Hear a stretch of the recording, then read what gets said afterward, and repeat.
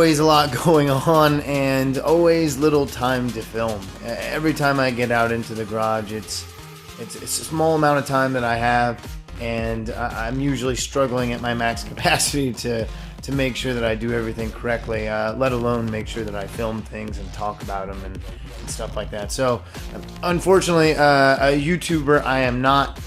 Most of this stuff is secondary to everything else that's going on in my life, which fortunately is great, and I hope the same for everyone else. But I'll go ahead and catch you guys up to speed on what's going on with the MR2, and then we'll talk about some new changes that's been going on elsewhere inside of the garage that may or may not already be apparent. But so yeah, the MR2's been down for a little bit, and by down, I don't mean down. I mean it's drivable, but it has not been behaving as it should.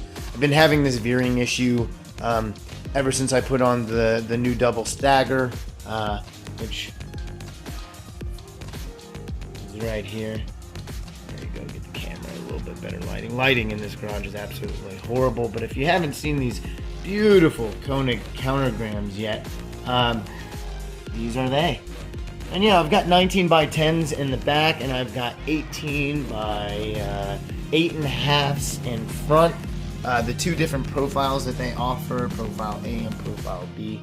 Of course, with the Falcon tires on there, RT660s now, as we've seen in previous videos. And for some reason, after the last alignment, I've been having some issues, but I had the issues prior to the alignment. The alignment just kind of like, I don't know,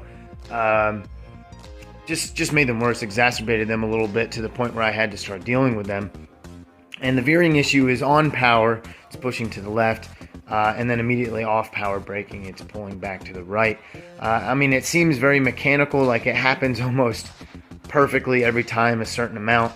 And although I have been consistently finding small issues, such as from when we had our wedding, we were going off-road for a good bit, and it's very hard to see, but down here there's a carrier for the axle, the passenger side axle, and there were some bolts loose on that. I fixed that. There were some issues with one of my strut towers. I fixed that. A few other small things. I keep finding these small issues. I fix them. I take it out for a test drive, and sure enough, the issue is still there. So people have been nice enough online, on the forums and that sort of thing, to give me pointers to try to help me isolate the issues, you know, tire pressures and suspension setups and alignment stuff.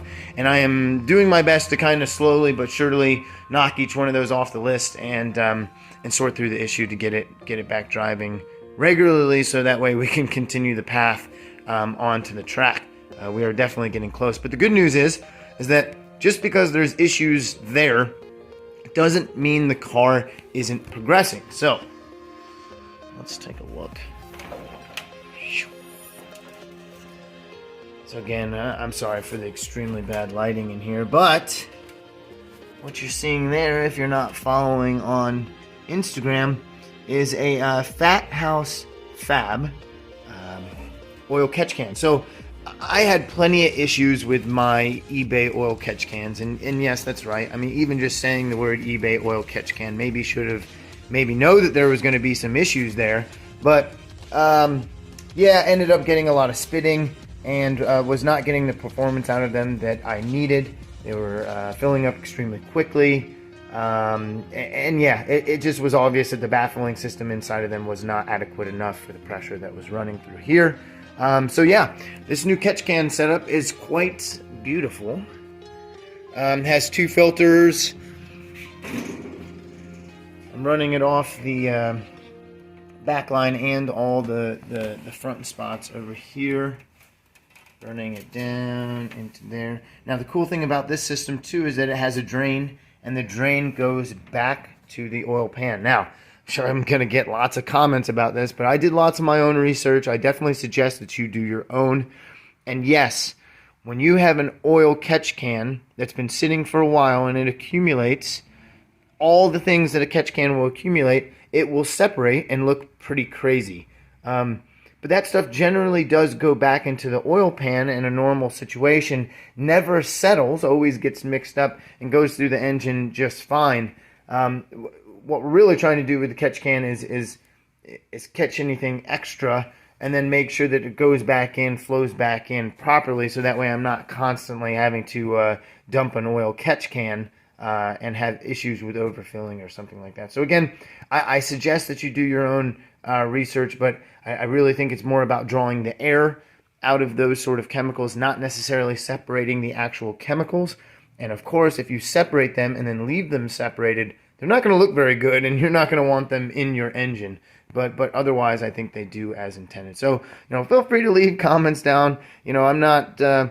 I get a lot of criticism and comments about everything that I do, so I'm not against taking it, and I'll be glad to hear your opinions about how you assume a catch can should work and your setup that you utilize. But I've really liked this Fat House Fab setup.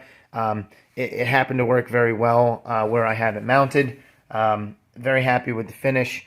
I was able to get a kind of like a refurbed one for a good deal through them. So it's not quite fully painted, but it'll get the full treatment eventually. I just wanted to make sure that it worked, and it indeed does.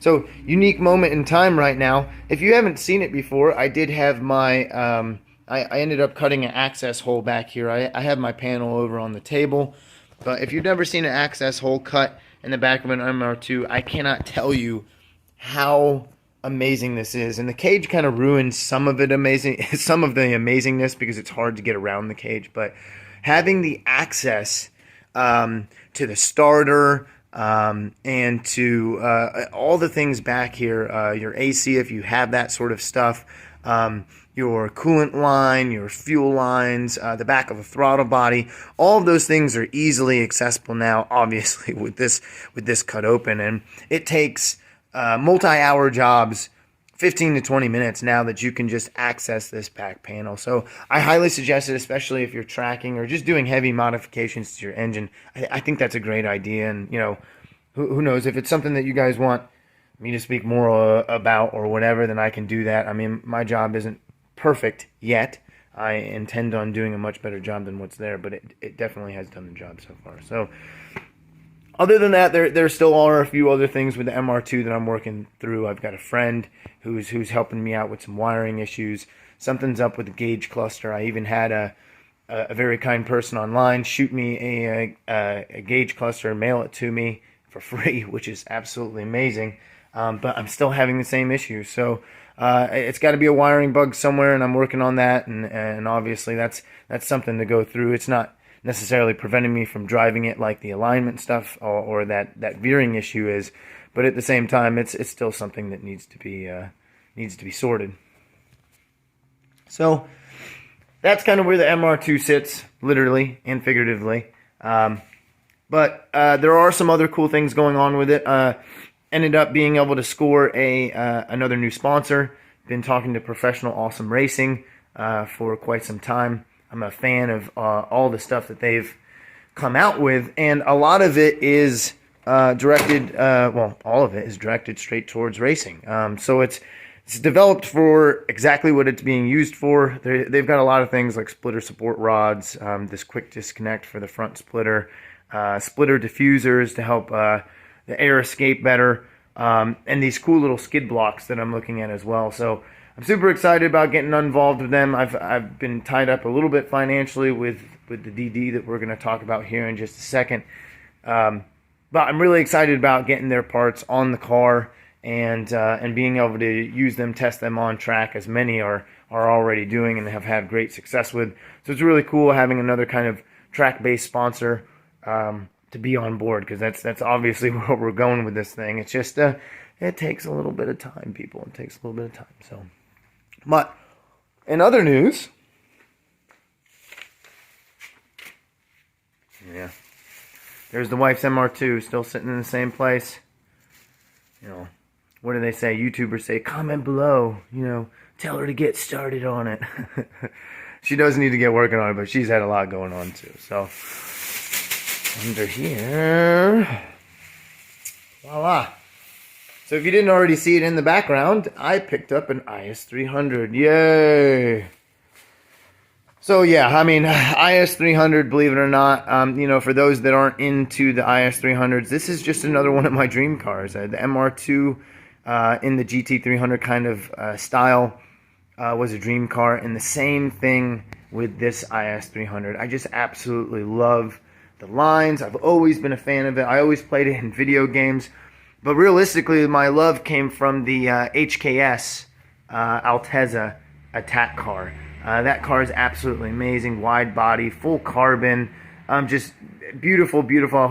Holds record, and it's just one of those cars that when you look at it, you're just inspired by it.